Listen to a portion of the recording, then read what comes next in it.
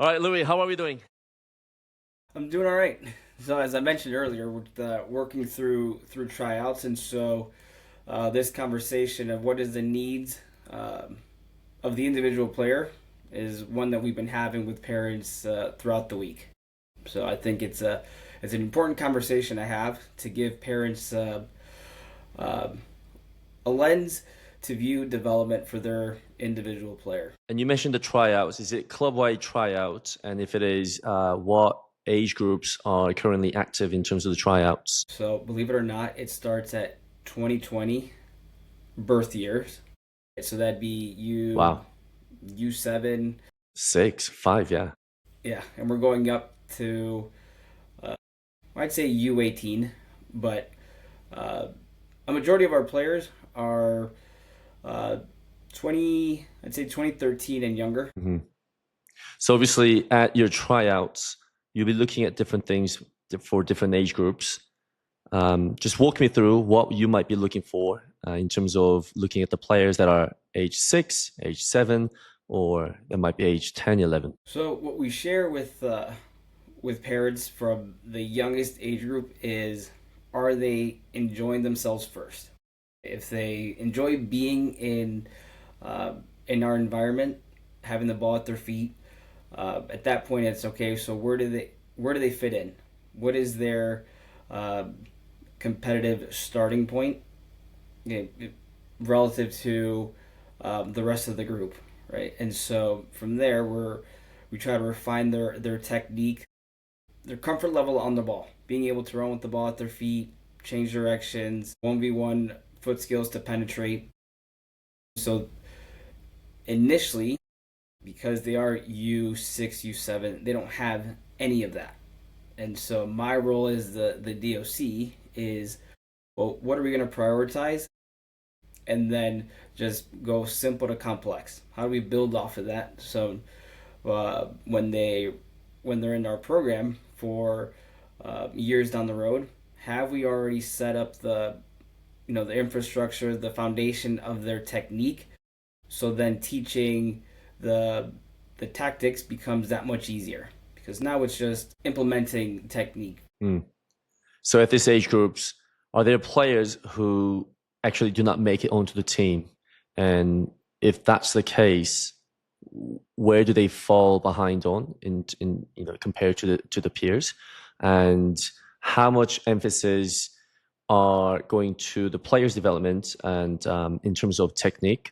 And do you cover any of the tactical side of the game at that age group? So I think in an effort to place players where they're best suited, sometimes we don't have a spot for them, but that doesn't mean that they won't ever have a spot. It's just that currently we need to find a different place for you, and that could be our introductory rec programming because maybe they're brand new to the game, and so Hmm. we kind of funnel them to what we call our football foundations, and that is all mastery of the ball, uh, but they don't get the year-round programming. Everything is seasonal, maybe 6 7 weeks at a time, and at the moment we see that they start to excel, well then we're like, hey, we saw you at tryouts, you've been in our introductory program, and uh, they're developing nicely. I think it's time that they uh, hop into one of our year-round teams, right? So it's I think Sorry to cut you off. I think this is something we talked about years ago, where just because your son is a big 6 year old or big 5 year old, it does not mean that he or she might be ready physically, right? Or ready to join the team or ready to start playing a sport, even. You talked about, is the child ready socially, that mental capacity to watch, learn, and try and mimic? And how important is that? And do you still see that when you're hosting your tryouts from the kids? Maybe they're simply not ready. Yeah, so part of being a coach is managing the classroom, is managing your activities, keeping players focused throughout. And if there's a player that currently is using up more of the coach's attention to try to keep them on task. We're like, maybe this isn't the right environment for them just yet, right? So we're looking after the collective group as well, right? And so from there, it's deciding, okay, well, do we put them at football foundations, or is it a maturity thing where if they're within the group for a handful of sessions, that they'll start to figure out what is the expectation, right? And so if they're brand new to it, it could be just that. And so, to be fair, there's a lot of subjectivity. It's a lot of a coach's opinion, right? But, to that end, which is why we don't want to just right away write a player off, but offer different opportunities, different options for the parent to then decide, to keep them within our umbrella. Nice. Yeah, that makes total sense. And how different is it for under 10s and 11s? What exactly are you looking for at that age group? Are you looking at anything more tactically? If you were to give any sort of advice to the player or even parents that are coming into that tryout with a child or children of that age group of under 10s and 11s, what advice would you give them? I think what we look for still at those age groups is how comfortable are you with the ball at your feet, right? Are you trying to retain possession? Are you trying to hide the ball? Are you trying to manipulate it to create a little bit of space? Or are you looking to just get it off your foot as quickly as possible? So if kids over dribble, that's okay.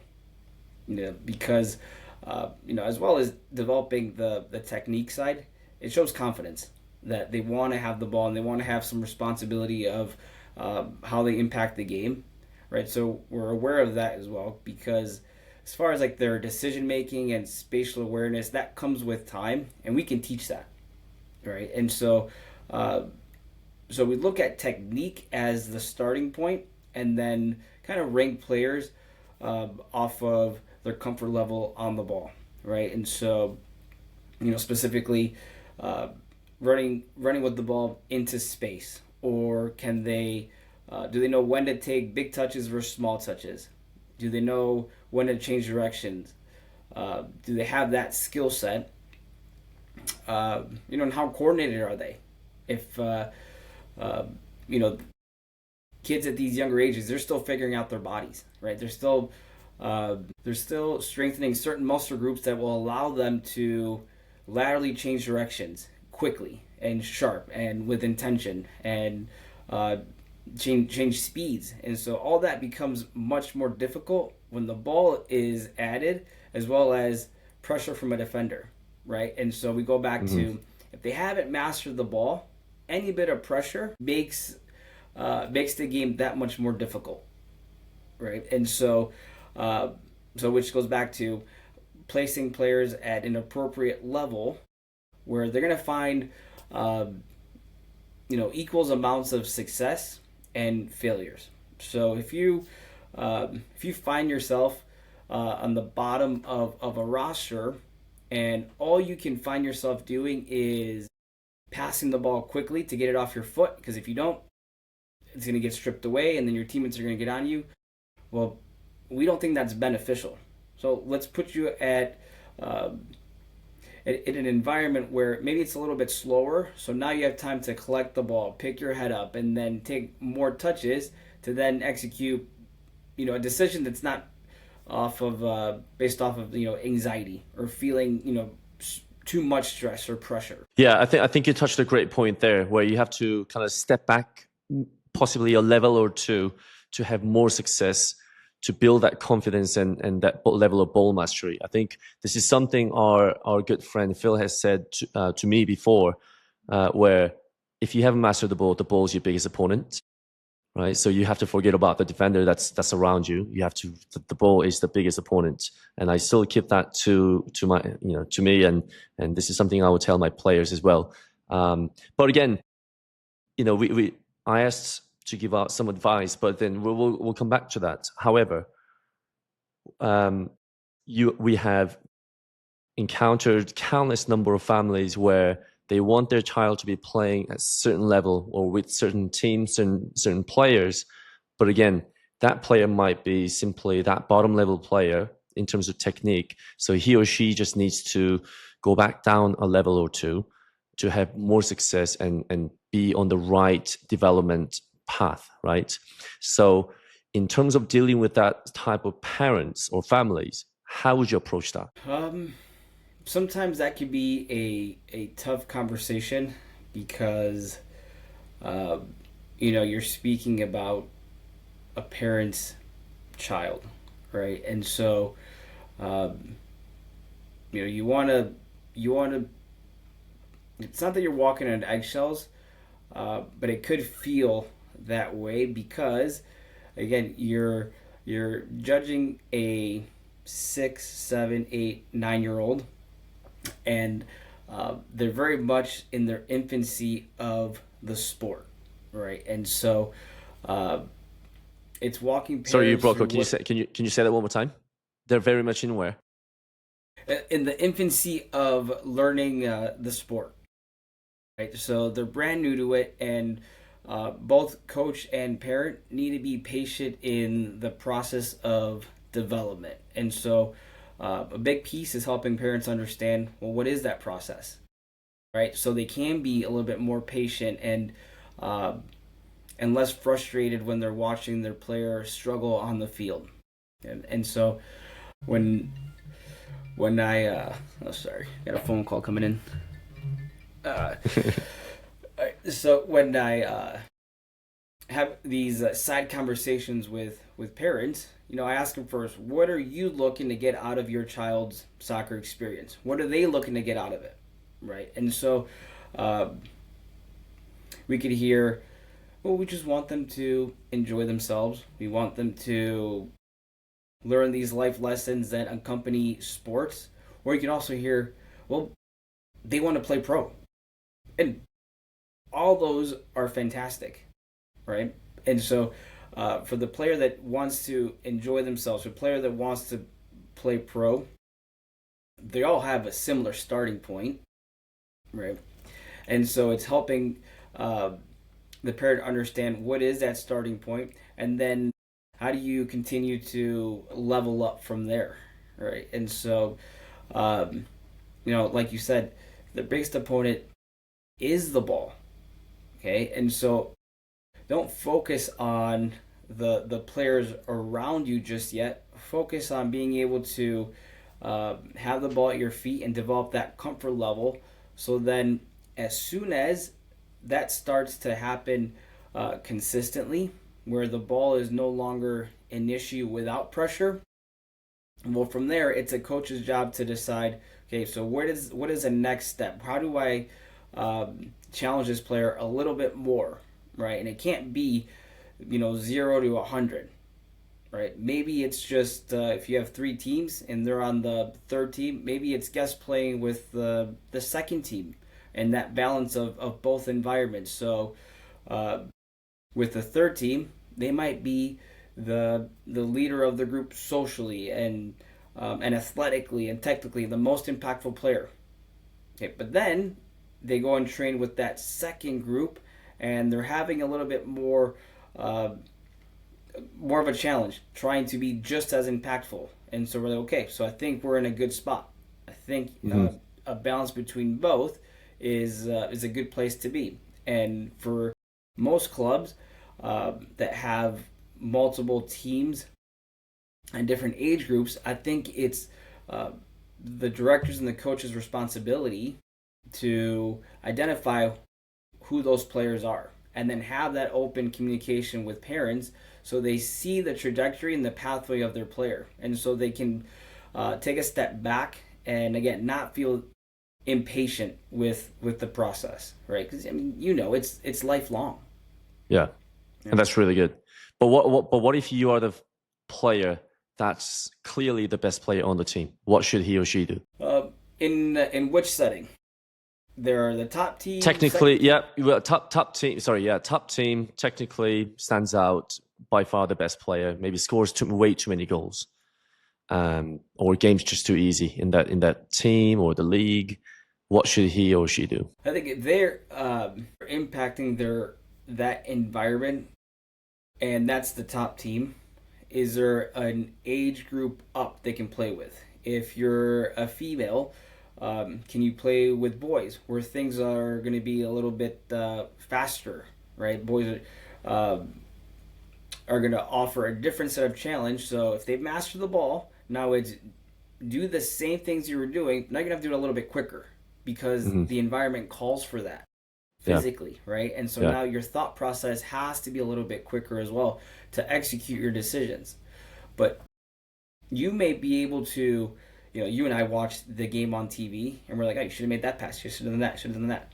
Well, it's easy from over here, but once you're in the thick of it, you may still know what decision to make, but you don't have that time anymore. Exactly. Because it's just that much faster. And I think, you and I have that unique perspective as players where parents that haven't played the sport may not understand that, right? And so I think, sharing anecdotes with parents to help them see development through the same lens that you and I and coaches in general see will allow them to then take a step back and say, okay, I'm being honest. My player currently, let's say, is a second team player, and they're still struggling. That's okay. Are they enjoying the game? Are they still learning? Are they having success as well in that level? If yes, okay, well, that's fantastic. We want them to be part of the game lifelong, and at times if you move up too quickly, a player might shy away from that and be like, this is uncomfortable, right? Yeah. Because maybe they're not ready, and that's okay. Let's bring them back a bit so they can find their confidence and their enjoyment, and so they can develop that intrinsic confidence as well to want to get after it. And sometimes for a 10-year-old, they may not be ready, but as a 12-year-old, when they start to mature, right, then things start to come together, in all aspects, physically, technically, tactically, and now they can put all those pieces together that we've been working on from the foundational stages to now play 11v11, and the game becomes more of a team, team concept versus just you and the ball. Yeah, right. Ages and stages. Ages and stages. You should coin that. Yeah. Unless you already took it from someone. I picked it up from from this guy Rick Costa, who used to be the director of high performance for the US Soccer. He called it ages and stages.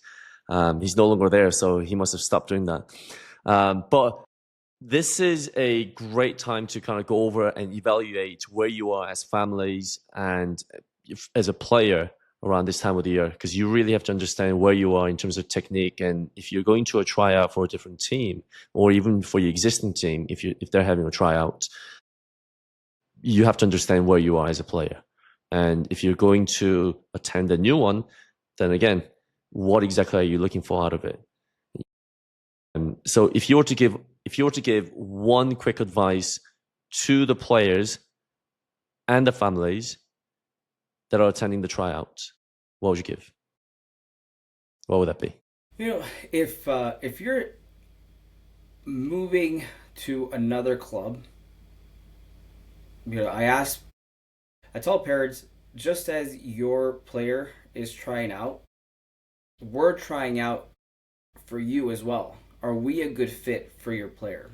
And so hopefully the families that attend already buy into our approach, right? And they buy into how we see, how we evaluate players.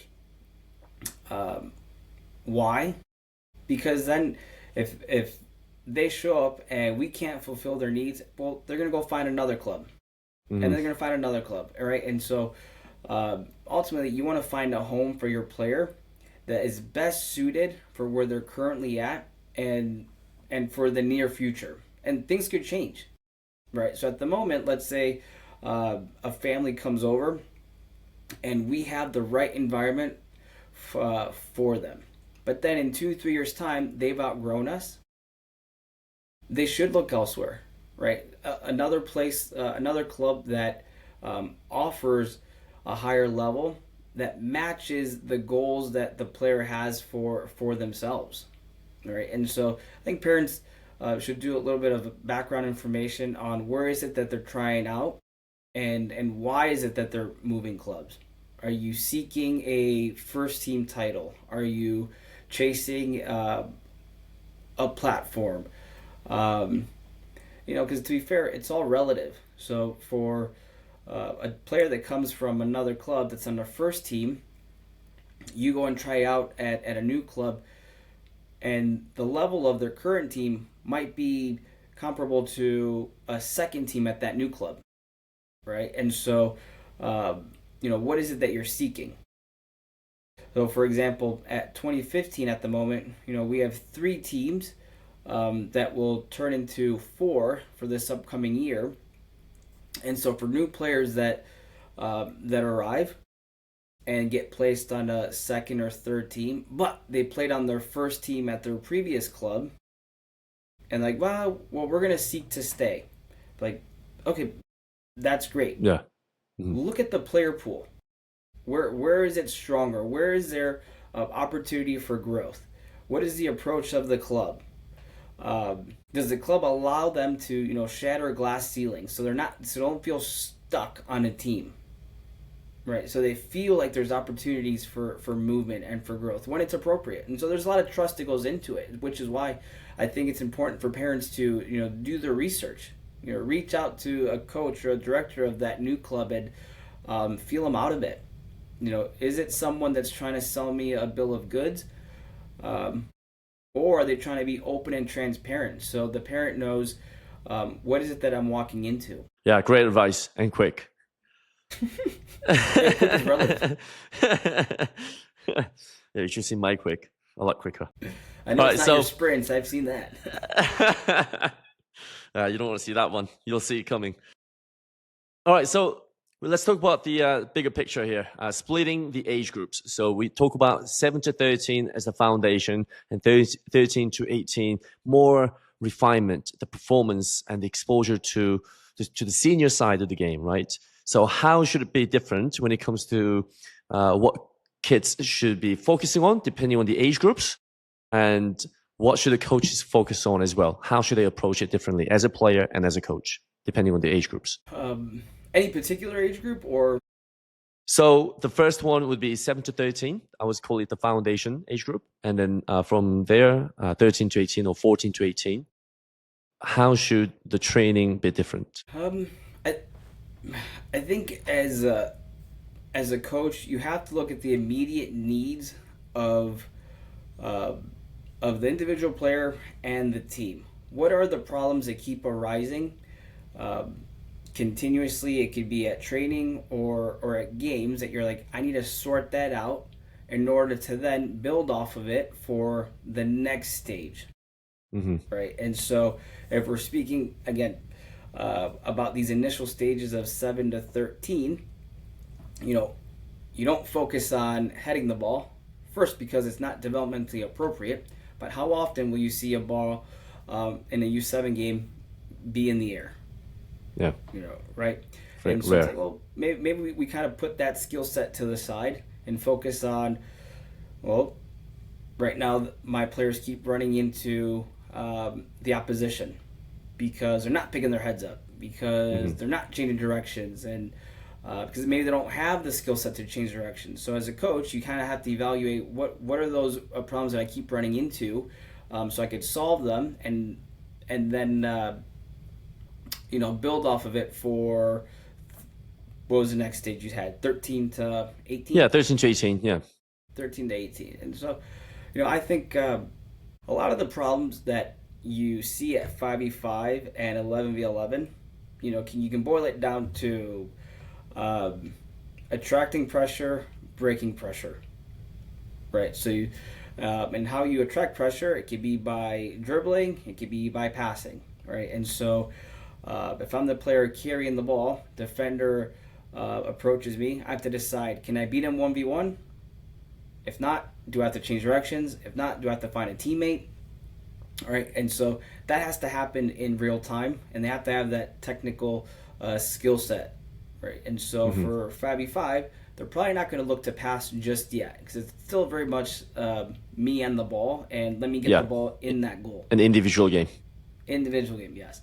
All right, and so once you build that, each player's ability to run at players and change directions, and then you see that players will naturally start to poke it to a teammate. Right now, they're picking their heads up and they want to include a friend. Right, and so you're like, okay, well, at training, maybe I'll start focusing on refining passing and receiving, and that could just be a small portion of the session. Most of it can still be 1v1, changing directions, allowing them to build that confidence, to take responsibility for the ball and impact the game. Right, and so 5v5 to 7v7, you get a bigger field, more numbers, right, and so now it kind of shifts into higher, I say higher level concepts of abstract ideas, time and space, and you give players positions, and but again, those positions are all relative to where the ball is, where are my other teammates, where is the opponent, and so the game can quickly get too complex, and then you want to solve the world's problems. So again, it's how do you bring it back to what are the immediate needs of the player for their current environment that you can then build upon for the next stages. All right. The building from the foundation, just a building a tower, building a building. Always start from the base. How about those players that are already age 14, 15, 16, but you can just tell they're technically very far behind. And because of that, and I think our approach is quite similar, where we see technique as the number one foundation of the game.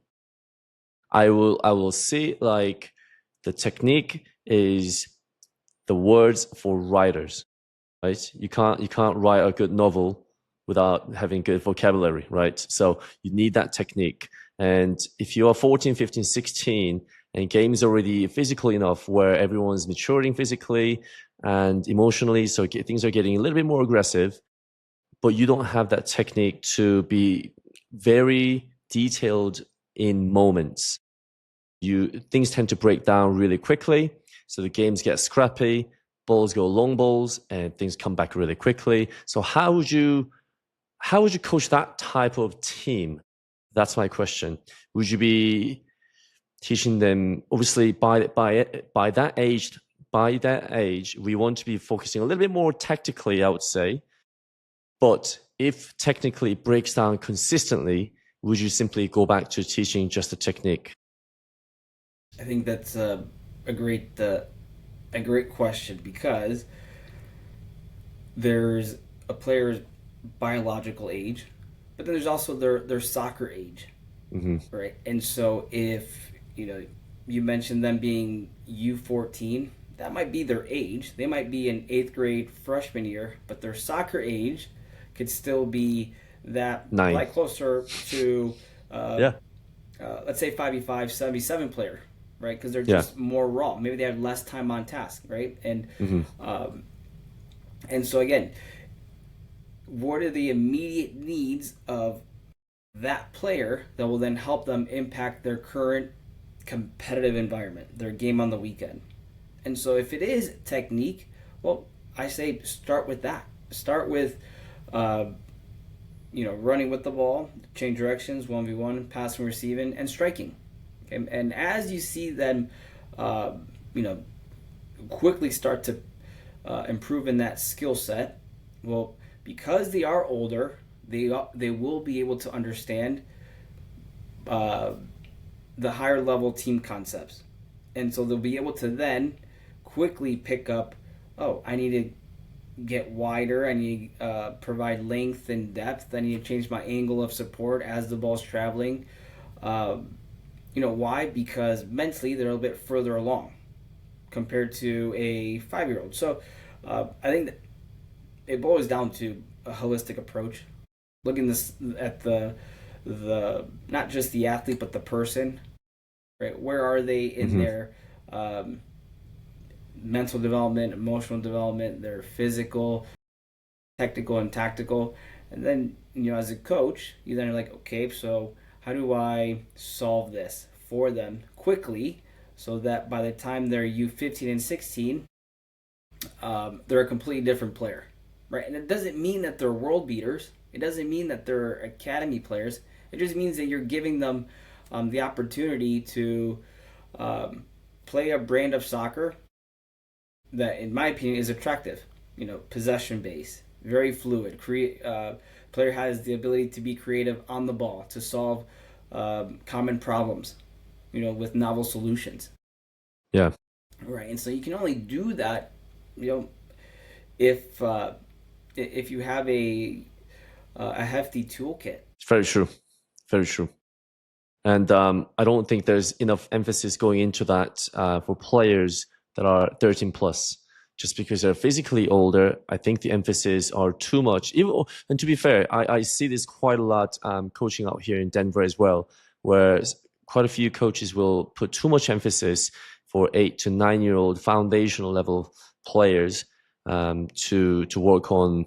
I call it the position of maximum opportunity, right? Mm-hmm. So trying to score as many goals as possible, which is obviously the objective of the game.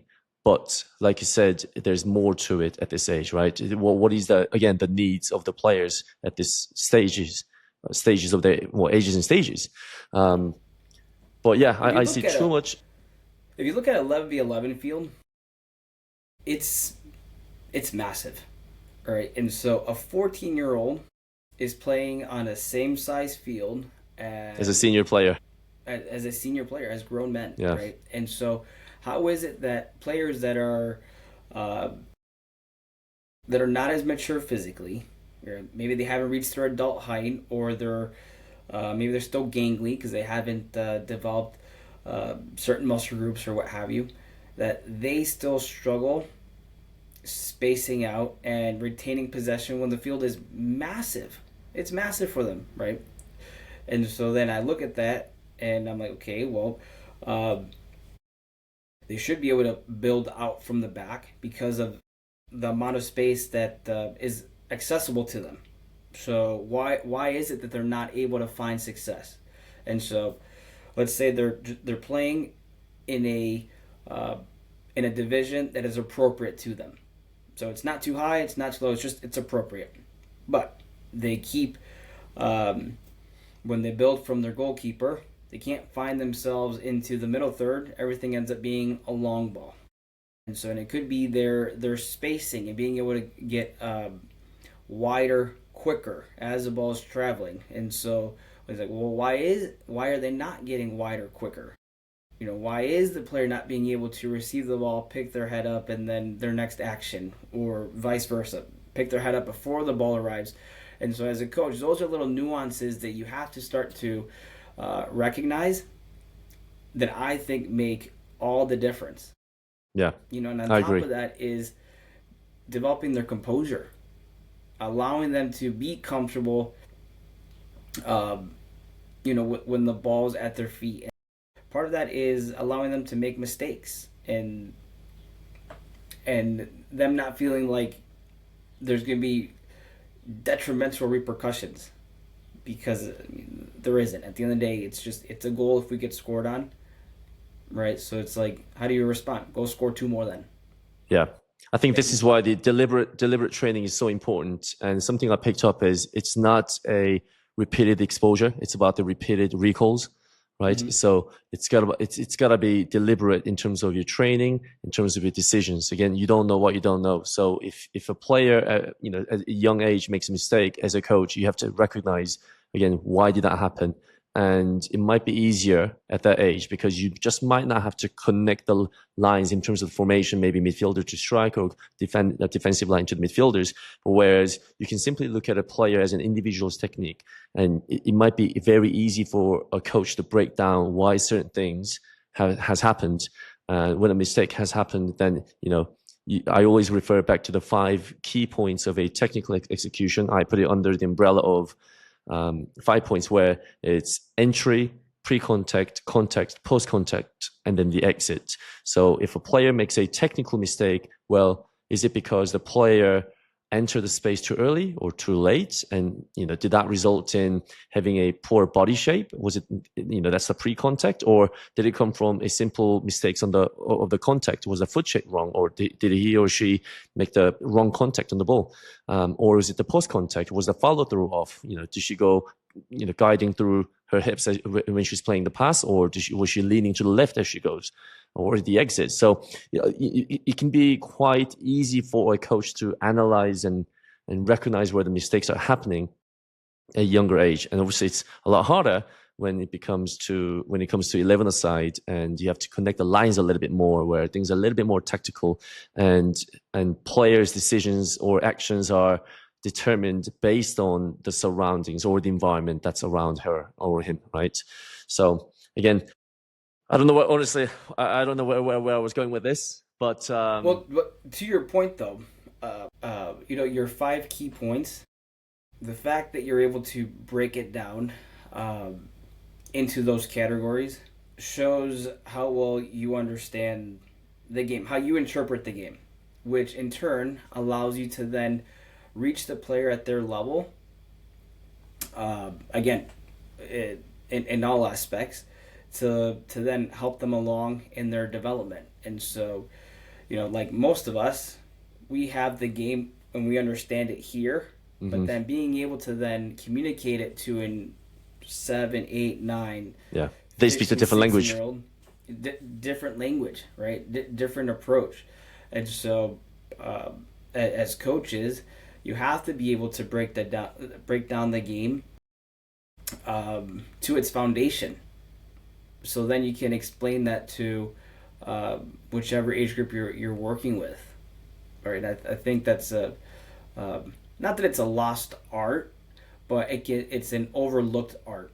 Or absolutely, with general coaching points of, let's say, check your shoulder.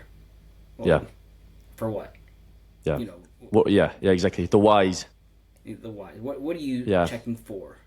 Right. Yeah. And so that's again, it's a very general coaching point, and for different moments of the game, it could be applicable, but for different reasons. So give the player, in that specific example, give the player the reason that you're asking them to check your shoulder. And now the whys and whens. Yeah. Of course. Okay, so you have coached many age groups. How many years have you been coaching now? I'd say full time for 10 years.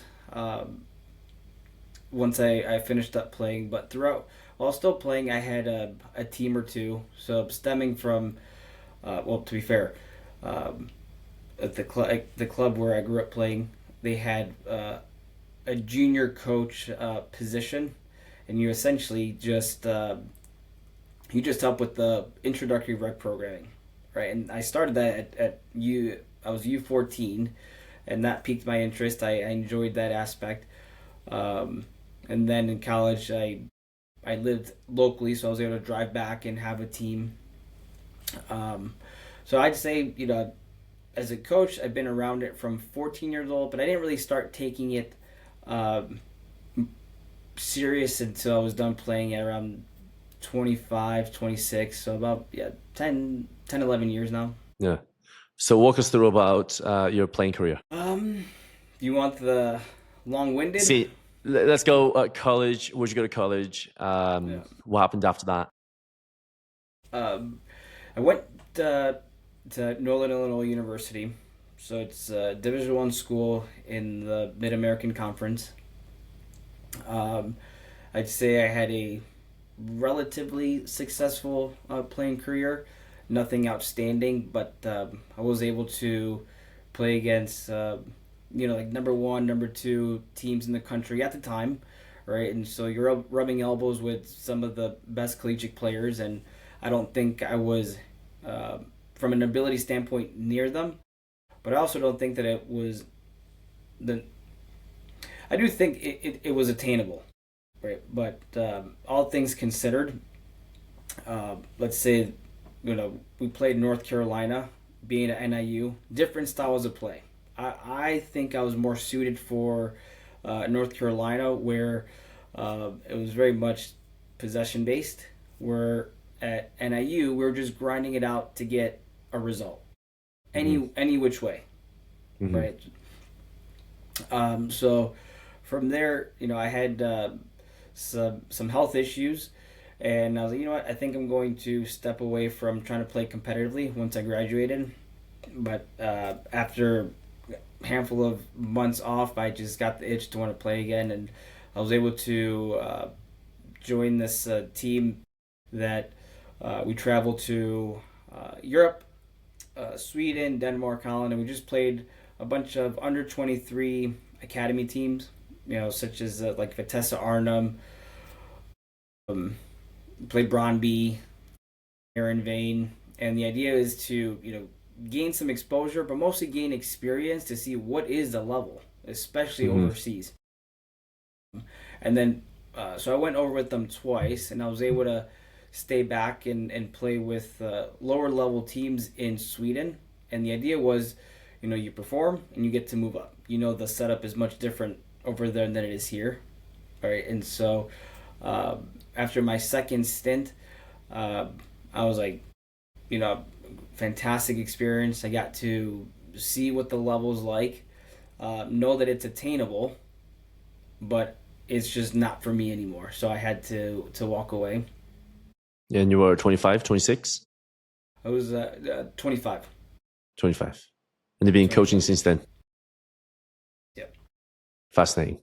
Okay, so you've been coaching for about 10 years now, and obviously you've sinned a lot, you've walked the walk. What are some of the mistakes that you have seen from other coaches in terms of coaching? Again, back to the age groups. Where do I start? I think a big one is just trying to rush through things and get to a place too quickly, and sometimes you can't rush through things.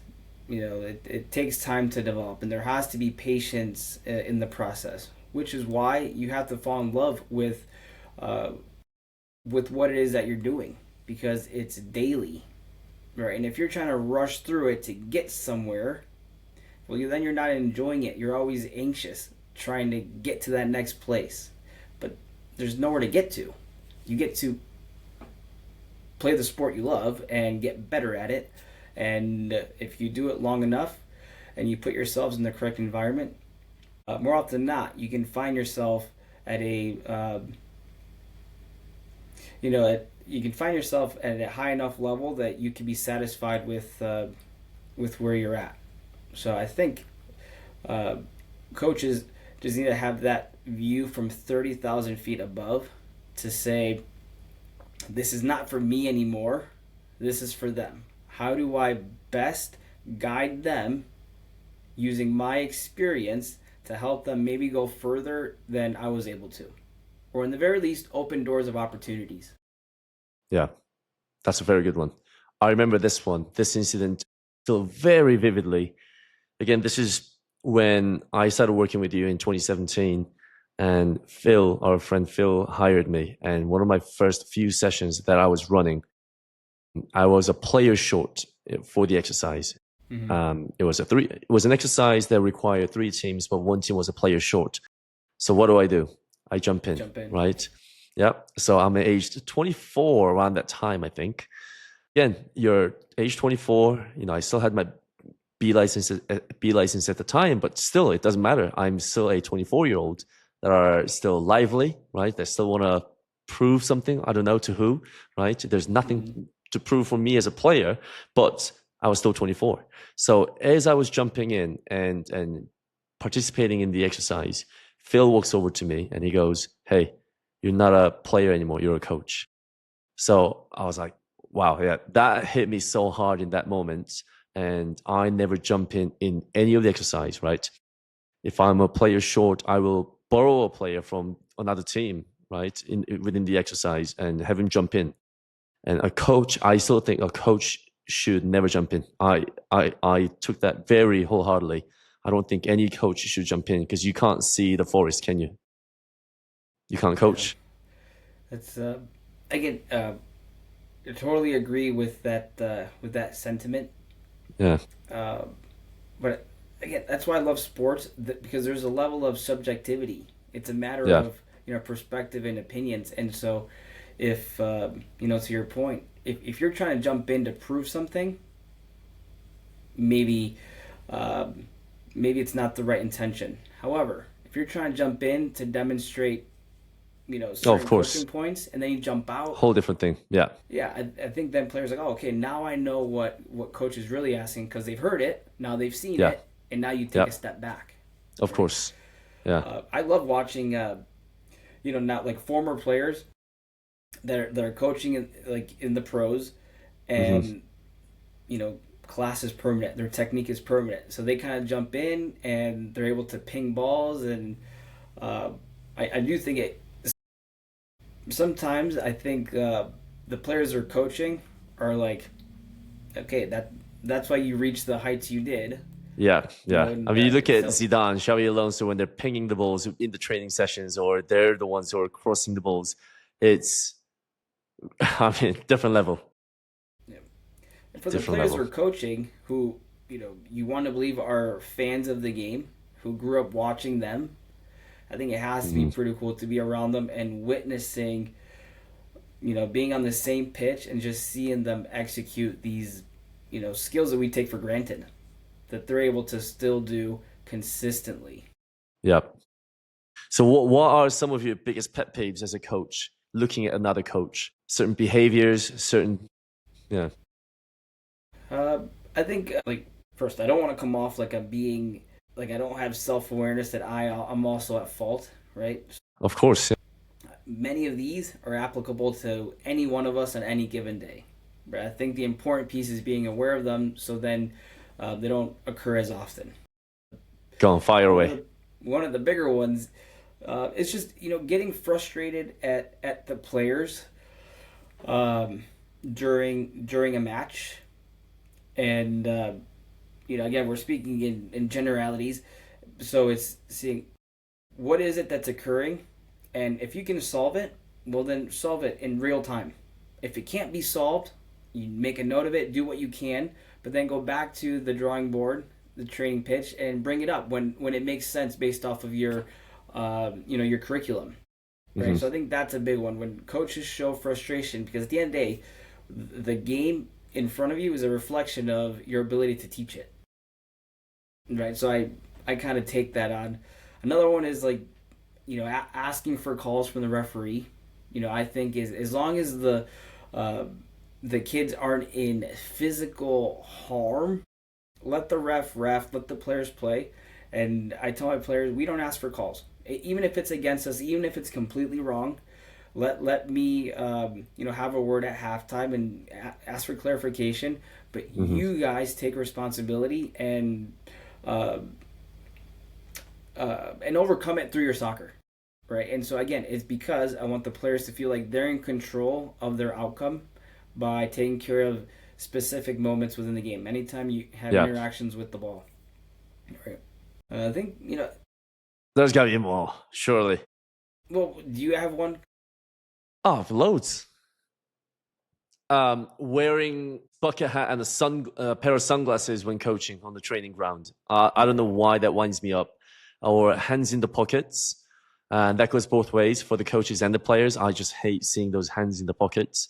yeah. Um, Not having a whistle just winds me up. I don't know why. Bring a whistle. Asking for calls, but more specifically, asking for red cards. How petty are you? Asking for red, like booking for 9-year-olds. Sure, I'm Yeah. in. This past week, I had a U9 game, and a parent stepped on the field and was berating the referee to give a yellow card. How And I was like, these bad kids is are that? 8, 9 years old. Most of the time, it's not intentional, Right. and if it is, it's Let the coaches deal with it. yeah, exactly. Conversation should be had, but a yellow card does nothing. Yeah. Here, Yeah. so that's a big Um, one. Okay, I've got some questions that I want to ask you. What are your thoughts on tournaments, playing 3 to 5 games over a weekend? Again, depends on the age group and the level, and I see like tournaments as and league play as tools for development. What are we trying to Hmm. get out of them? So if it's if it's a U10 team and it's the Jack o' Lantern Classic, and you're out there trying to pummel teams to get that trophy, um, you know that I don't align with that approach, Yeah. right? But if if you have a healthy uh, roster number with a lot of subs, a lot of rotations that allows you to play 3 or 4 matches on the weekend, yeah, I'm all for it. Right, but I think it's all again how are you using this tool, this tournament, this league, this showcase to benefit the players' development and the team. Yeah, that's a good one.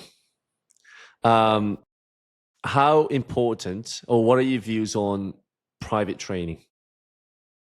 Because I like growing up, it was not a thing then, and obviously it is a thing now. So, what are your views on that? Yeah, it's a massive thing. I think uh, it's it's important to have supplemental training and to have for older players position specific technical training that you kind of it's outside of the team environment where you can just get loads of reps where it's just purely focused on the technique side, not so much the tactical side. Um, so I think if it's used correctly, it's extremely beneficial. What I find, I think you as well, is that it's also a way for coaches to supplement income, right? And so uh, they're trying to make a living and completely understand. I'm like, Yeah. but if that's the case, if I'm the coach, what is the value I'm providing, and does it Hmm. match my price point? Right? Yeah. And uh, does it match the player's goals for the short term and the long term, right? And so again, and that's why a lot of my initial phone calls with parents is, what are you trying to get out of working with me in a small group setting, right? So then I could understand where they're coming from and either tell them, what, maybe I'm not the right fit because here's what I can do. I'm Yeah. like, or hey, I think I can help you with that. I can help you play with that, but it's not a quick fix. It's just over time that the little things will get sorted.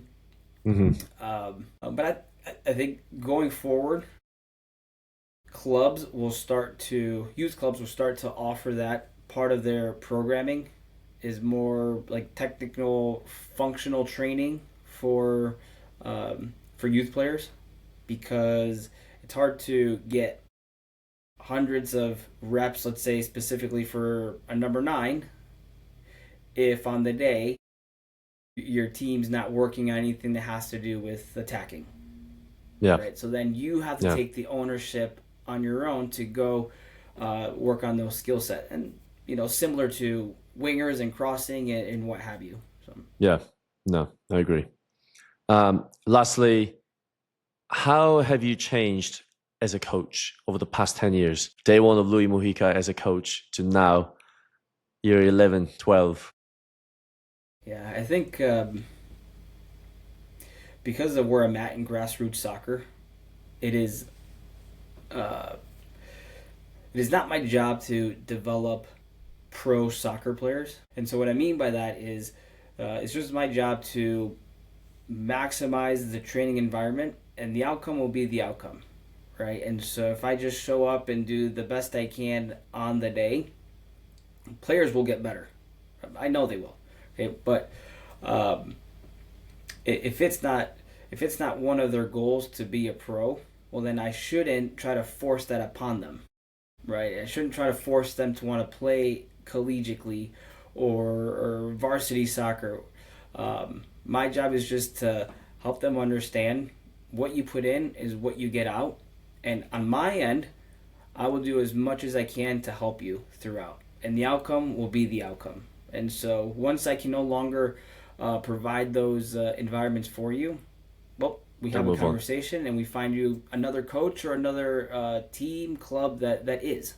right? And so I think that that allows me to have a little bit of more perspective of what is it that we're really doing in grassroots soccer.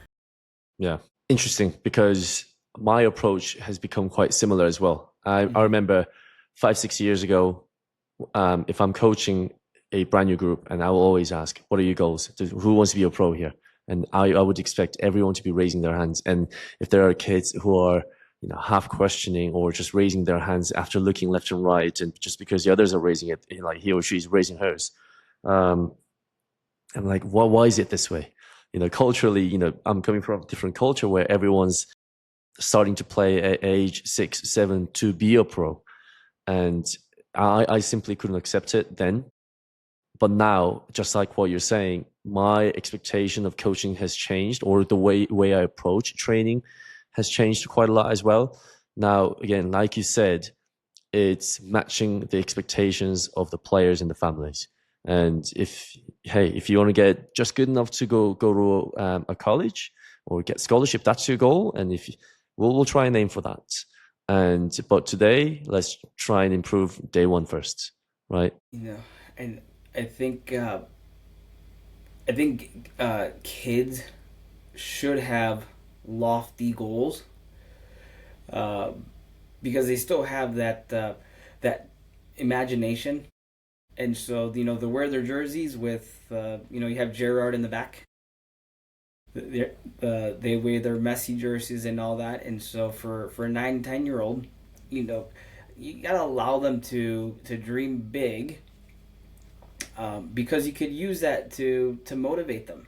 How often do we hear parents say, "Oh, I have no illusions of them ever making this and that." It's like, well, who are you to decide for them? And who am I to decide for them what they can and Yeah, cannot do? yeah, yeah, And so, parallel to going to school, there's the, hey, go through your 1 through senior year, grade 12, and then you go to college. So that's a tangible goal. End up in college. Why can't we have that for sports, but in a healthy way, in a way that is not going to cause anxiety, or unhealthy competition where players are always comparing themselves to their teammates, and like then that's not enjoyable. But I think if you frame it in a way of like, you want to achieve pro, I can help you. It's possible. You can do it. But here's the thing. Here's what's going to take. You ready for that? Let's do it together, type of thing. yeah. No, I think I think you're basically saying the same thing as what I was thinking. It is, if you don't if you don't understand why you believe certain beliefs, it's not your beliefs, right? So Yeah. have your own belief, right? Have your own goals. Don't Now listen explain to, that to a yeah, kid. yeah, like Yeah. just, and again, that's a difficult part. And but again, if you've got certain goals that high achieving goals, are difficult goals that you want to achieve, and I try and explain this to this quote, and not necessarily a quote, but this phrase to any player, which is short term pain versus long term pain, right? Comfort is a short term gain. Fear is a short term pain. Fulfillment is long gain. Regret is long pain. If you want to trade short pains for long gains, not short gains for long pains. It's not the safe bet. It's the guaranteed loss just later, right? Just go out Did there you and come up with train. that, you said? Or No, no, no. It's just I was listening to Alex Hormozzi's podcast, and this is Mhm. something I picked up from him, and it's just hit me really hard. Again, just you've got today, get it done now. Go train. If you got a goal, go do it. Yep. Yeah, What's stopping you? yeah, yeah. It's you. It's you who's stopping you, Hmm. right? And so So I get out think, and do it. to your point, is like we understand that as adults and coaches now, but that we're players that went through it. So looking back, we're like, it was Yeah, always in our control. absolutely. But it's so difficult to explain that sort of concept to kids. And it's the ones who somehow understand it really quickly. They're the ones who like accelerate in terms of their developmental path. I remember the Ukrainian kid I used to train, Alex Hmm. Smetana. I mean, he was 8, 9 at the time, but again, he had a mouth of a sailor and the mentality of an 18-year-old. and play like a man. And some kids just have that. Again, it might be a cultural thing within the household. Um, it could be the exposure from young age. Pretty insane because my nephews are 7 and 5, and they're nothing like Alex Smetana, right? So kids are different. How do you explain that? So again, as a coach, you have to cater it very differently in terms of your coaching points, coaching styles, because everyone learns differently, everyone develops differently. Yeah, and which is like circling back, is it's our job as coaches to reach the individual player at their starting point or in their current developmental checkpoint. They can't reach us. We have to reach them, with our words and our approach and our different quotes to help them understand what we understand, so they can start to take ownership and wherever it is they want to take sport or even academics or whatever it might be. I think it's all the same. Yeah. Okay. I think this was really good. I enjoyed it. I could talk for days on this stuff. Yeah. Oh, of course. I think we for this episode we kind of stick to the tryout conversations, the pathways of age 7 to 13, 13 to 18, some of the coaching mistakes that we see or approaches and that sort of stuff. I think we covered that pretty nicely. Obviously, first time trying it, so we'll see how this works. But yeah, we can talk about different episodes another time as well. So we can do the outro, unless you got something that you wanna talk about. No, what do you got for the next one? Maybe we can talk about how much should kids be training, or the training load, or we can bring on another guest and ask him or her questions. We can bring on. We can come up with different things like developing a technically sound player. What are the pathways for that as a coach? How do you design the training sessions, or pass first or dribble first? That's a big debate. Mm-hmm. Do you teach a kid how to pass first or dribble first? Because for me, dribble, because I think it's easier to learn how to pass than teaching a grown man how to dribble. Like I'm training a 19-year-old and a 23-year-old two center backs every morning right now for the next 6 weeks. Yeah. One's quite fluid, but he's not that great at passing. One's good at passing, but he's not that good at dribbling. So I'm intrigued to see who develops faster. Do you know what I mean? Because I think it'll be easier to learn how to pass than dribble. Yeah. Later on. I tend to agree with that.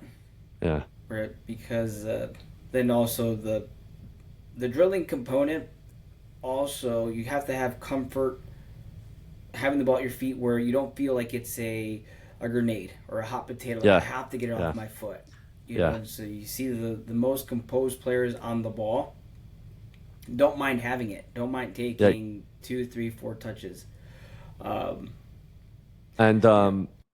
Interesting fact is, if you look at this year's Premier League most touches on the ball, top 5, 4 out of top 5 are centre backs. Were they? Yeah. 4 out of 5. I see, so that tells you how much games changed.